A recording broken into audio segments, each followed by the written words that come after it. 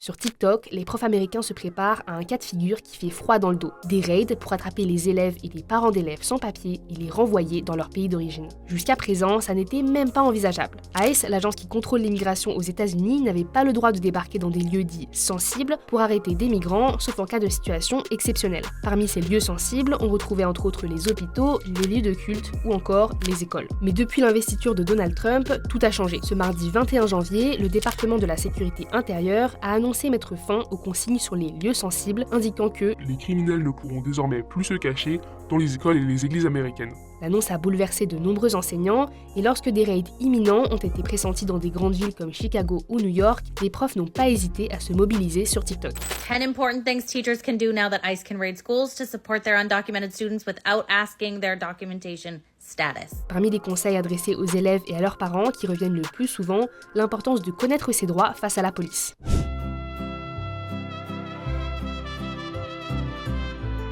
D'autres profs apprennent des phrases clés en espagnol ou encore en arabe pour pouvoir alerter et informer celles et ceux qui sont concernés par les raids dans leur langue d'origine. Pide un abogado. We can be the voice for those who don't have one.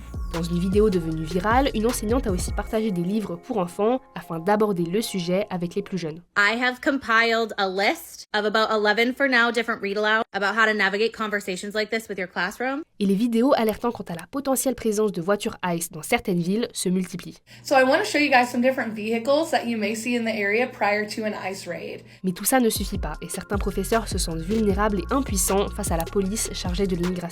As a Black woman, I've seen what police officers, federal officers, FBI have done to Black women who just don't comply. I would be devastated if I lost any one of my children, and I have already lost some of my children this way.